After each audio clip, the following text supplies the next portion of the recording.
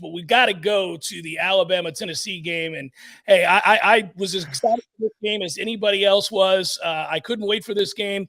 Joseph Hastings joins us now for Bama Insider. Doesn't go Bama's way. We're not used to having this conversation, Joseph, where Alabama is on the wrong side of the ledger here. First of all, good morning. Thanks for joining us. Good morning. Thank you for having me on. And you're absolutely right. You just kind of expected Alabama to come out on top. And even though Tennessee's high-powered offense was giving them fits, throughout the day, you just kind of expected Bryce Young to lead them down, which he was able to do. Wasn't able to connect on a field goal. Tennessee goes 45 yards down the field in 2 plays. It's just, it was, in my opinion, the game of the year so far. And I don't think many people would disagree with that. Yeah, it was an awesome game. And I know Nick Saban's got to be very frustrated because this is another game with a lot of penalties for Alabama. And I think sometimes you'll hear fans, they make a big deal out of penalties. We've seen great teams overcome penalties all the time, but this has been a trend for Alabama. It was a record 17 penalties, 130 yards. Talk a little bit about that, what Nick Saban had to say about this game. I think it's fairly obvious. Explosive plays for Tennessee, one after the other. They were able to do it via the air, and then also all of those penalties. Talk a little bit about the big picture there as they leave that stadium with a chance to win that game, but a couple of instances in which Alabama shot themselves in the foot. I mean, the big picture is that Alabama is an undisciplined football team. We have multiple games now where penalties have cost them and put them in put them in a position to lose the game. They had those issues against Texas. And when you think about penalties, you think of something that could be resolved. Something that it's correctable mistakes that Alabama is making. No, these aren't correctable mistakes. They're continuing to repeat them.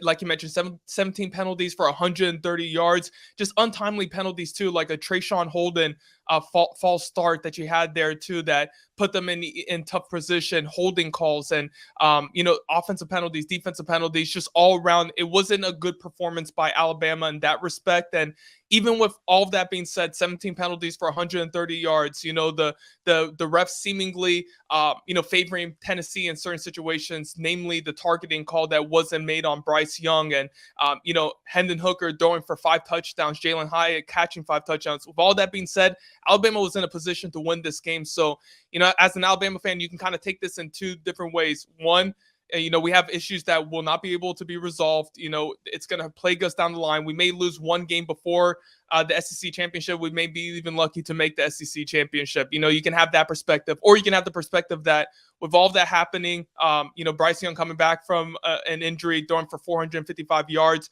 leading the way there, that the offense, as it looked yesterday, is potentially explosive enough to overcome those issues. So, but the penalties are an issue, and it's been an issue for Alabama this season. Joseph, I wonder, we're accustomed to Alabama having one of, if not the best defenses in the country, but we're seeing a little bit of a disturbing trend here. I could make the argument that against Texas, if Ewers hadn't gotten hurt, he would have amassed huge numbers in that football game.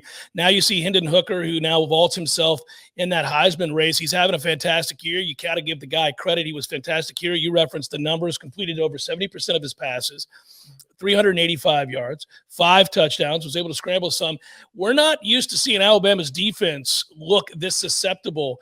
Has Nick Saban addressed that, talked about that? I think we came into the season believing Alabama's defense would be the best in the country, or one of the top 2 or 3 defenses in the country. It doesn't appear to be right now.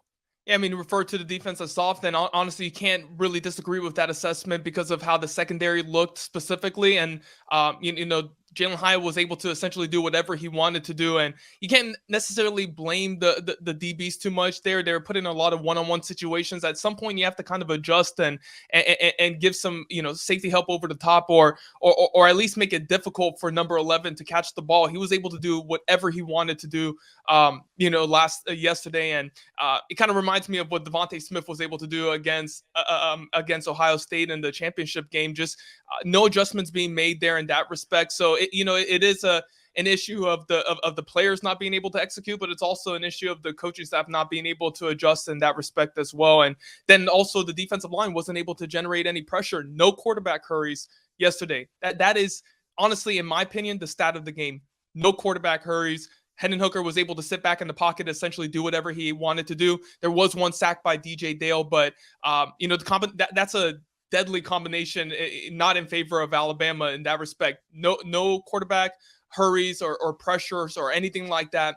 And then the secondary not being able to live up to to expectations there. So yes, when you project further out here and you look at Alabama's chances of overcoming this loss and potentially trying to win a national championship, you have to look at those two areas and say if they're not able to do that, it's going to be hard to win many games. But they may match up well with a team like Georgia where they wouldn't be able to take advantage of them on deep throws and stuff like that. But against an Ohio State, a Tennessee, it's going to be hard to overcome that.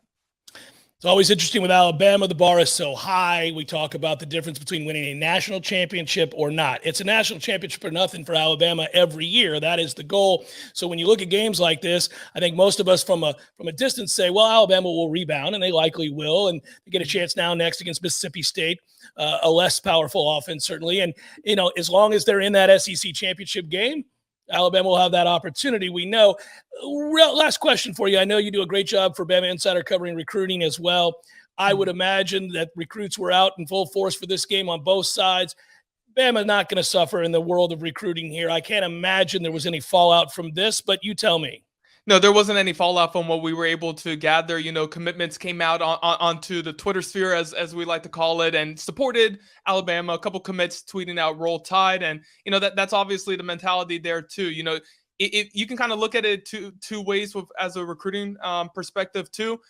Look, Alabama's defense didn't look that great, but especially the secondary. But if you're a defensive back committed to Alabama, you have to kind of be licking your chops a little bit in terms of potentially projecting your chances of earning a starting role next year or earning some significant playing time. So in that respect, it could be looked at as a positive for them, even though they want to see Alabama win. We also heard from 2024 elite quarterback Julian Sayin out of California. He thought Bryce Young played phenomenal, and honestly, Bryce Young played as close to a perfect game as you could. He liked what he saw from the running game too. Jahmyr Gibbs having 3 touchdowns. So commits and targets were. Obviously you want to see Alabama come out on top, especially if you're favoring that program over Tennessee. But, they overall thought it was a good game and one that could have gone either ways. I don't expect a huge recruiting fallout from this. Now, if Alabama loses another game or two and, doesn't make it to the college football playoff, then we may have a little bit of a different discussion. But this one game won't change anything, in my opinion. Thank you for jumping on, Joseph. Really appreciate your insight. Be well, good sir. Continue to do the good work you do for Bama Insider, and we'll talk again down the line. Really appreciate it. Thank you all for having me on. Absolutely. Take care.